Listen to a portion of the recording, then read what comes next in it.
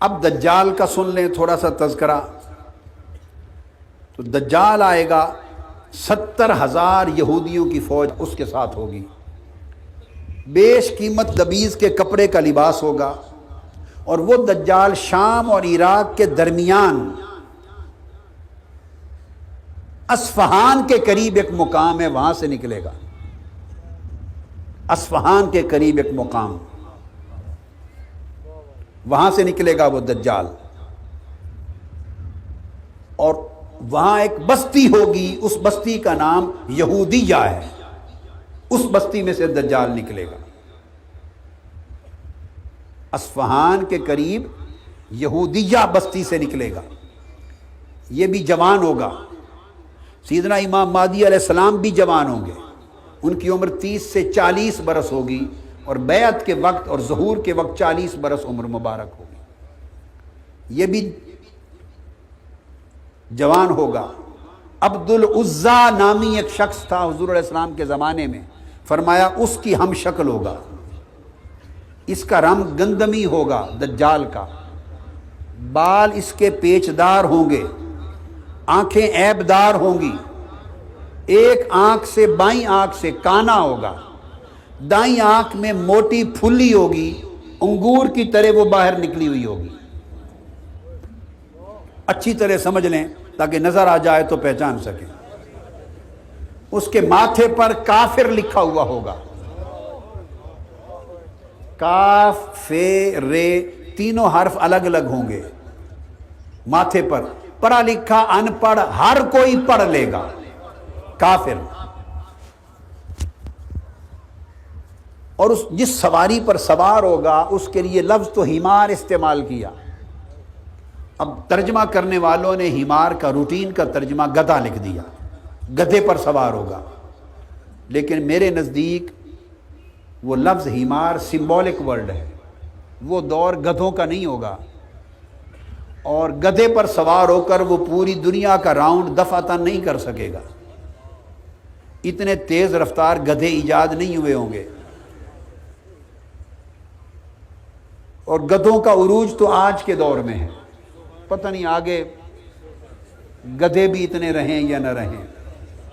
جو گدھے آج ہیں یہ پہلے کبھی نہ تھے. فرمایا کہ وہ جو سواری ہے اس کے دونوں کان، ان کے درمیان 40 ہاتھ بالشت کا فاصلہ ہوگا. یہ ایک بالشت 9 انچ کی بنتی ہے تقریباً. 40 ہاتھ کا مطلب آپ سمجھ لیں اپروکسیمیٹلی 30 فٹ. کان سے مراد مجھے پر لگتے ہیں، اور اشارہ جہاز کی طرف ہے.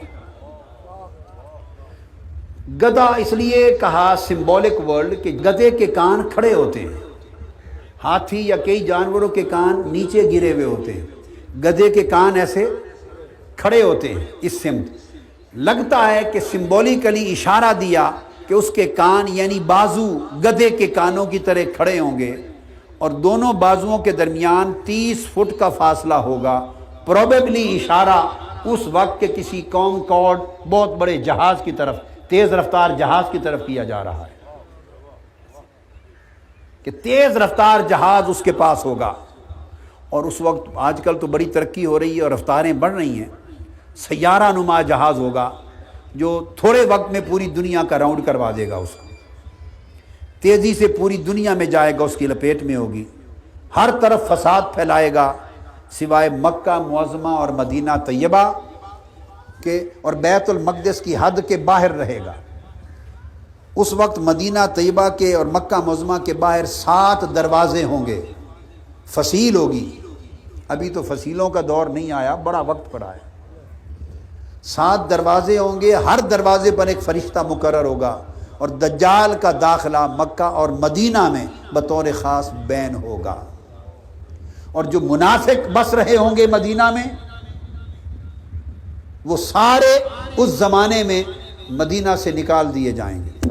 کل منافق جو مدینہ اور مکہ میں رہ رہے ہوں گے، مکینان حجاز کے اور مدینہ کے، وہ سارے دجال کی دعوت پہ لبیک کہہ کے اس کی فوج میں شامل ہو جائیں گے.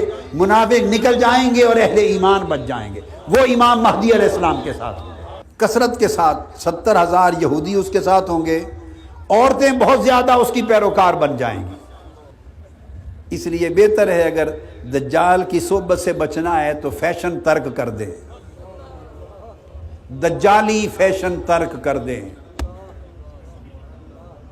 میں اپنی بہنوں اور بیٹیوں سے کہہ رہا ہوں، شاید اس جرت سے آپ کے شوہروں کے پاس طاقت نہیں کہ یہ جملے آپ سے بول سکیں۔ وہ ایک لفظ دجالی بول دیں تو گھر خالی کرنا پڑ جائے گا ان کو، مگر میرا حق ہے، میرا منصب ہے، آپ کی مجھ سے ایک نسبت ہے روحانی، اور میں اپنا فریضہ روحانی ادا کرنے کا پابند ہوں۔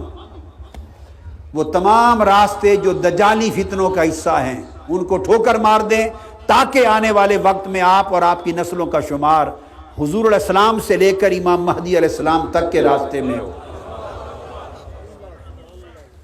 وہ پہلے نبوت کا دعویٰ کرے گا، پھر خدائی کا دعویٰ کرے گا۔